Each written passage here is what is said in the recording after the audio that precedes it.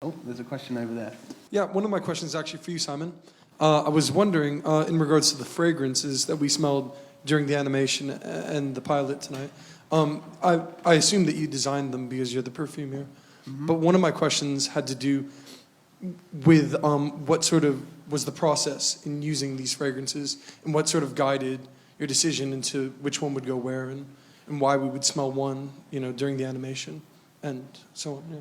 And also about the fragrance we just got, Sweet Grandma, and should we be smelling that right now? You can certainly smell that right now. Okay, yeah. Do we have one for Yossi? I'm going to see if he recognizes this because Yossi stayed at my grandma's house. That's right. So, the process, this is always nerve-wracking. The process of creating the fragrances, and I guess it's a slightly strange one, but it comes back to the storytelling element. It's something you don't often find. Documentary filmmaking is very well known for storytelling. Writing a book. All of those ways of telling a story are great.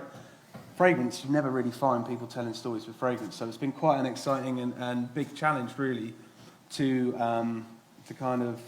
work with Hal and try and describe that as best as possible. I think Sweet Grandma is as good a perfume to talk about as any because that was one we did strike on relatively early.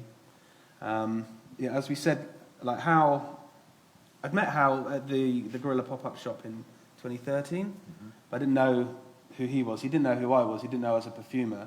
I asked him what he thought of the fragrances in the place, and he said, "Yeah, they're all right." He's like, "They're not my cup of tea, but they're good." I liked one. Yeah, he liked one. Yeah. Yeah. It wasn't the one I'd made. This one I worked with my dad, and he was the one he'd made. Oh, great! And I said, "Well, if you ever want to come to Paul in Dorset, you can make some fragrances because you said you dabbled a bit and." I'll let you smell what I was wearing. Yeah, exactly. Yeah, and then you said, "Yeah, cool, Poland. Yeah, I'll definitely meet you there." I was like, "No, Paul, but it's too late. He's gone."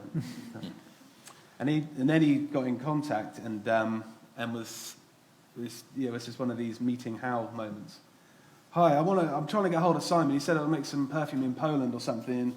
Like, where are you? What are you doing?" And I was like, "Who's this guy? He's coming through like people's emails, like directors of the company, and through Facebook." And then I was like, "Oh, okay, yeah, come in." So this guy turns up, looking not even like you do now. You're wearing a Union Jack suit, and kind of just strides in. He's got an electronic synthesizer like strapped on him. Like, "Hey, this is my self-esteem machine," and then he just starts telling me this whole story. And about 2 hours later, I'm like spun round like a top, and I'm like, "What the hell?" And he leaves, and I go and see my wife who's sat back there. And I was like, "I just met this guy. I don't know what the he was talking about." I'm googling. Like I was just like really spun about. Anyway, we got into a more kind of we met up a few more times. We spent some time in the labs, and this is when you say, "Oh, my grandma's died," and she was, this really big part of your life. And so you start to explain a little bit about what the smells you could recollect of your grandma's house. So you were talking about she had a linen cupboard that you remembered, and so we were kind of thinking of the smell of linen and washing and things. And then there was a particular cream that used to, so quite intimate things, used to rub it on her feet. Mm-hmm.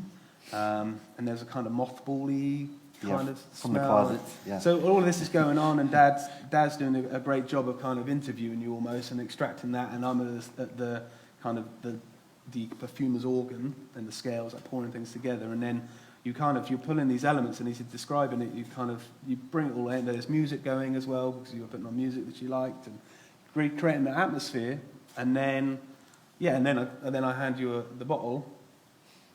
And then I wept. Yeah. It broke down.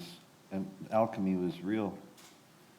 And that's when you're like having fun is not the right word because you don't want to make people cry, but you do know that you're and that this is where fragrance can be very powerful. You can kind of part the curtain a little bit to people's consciousness and kind of what their kind of barriers are, and you can reflect something that transported you to your grandma's. Yeah. And I think that was something that that was part of the process. The process was quite that was one avenue, wasn't it? And it did also. But that's if that's a good enough answer.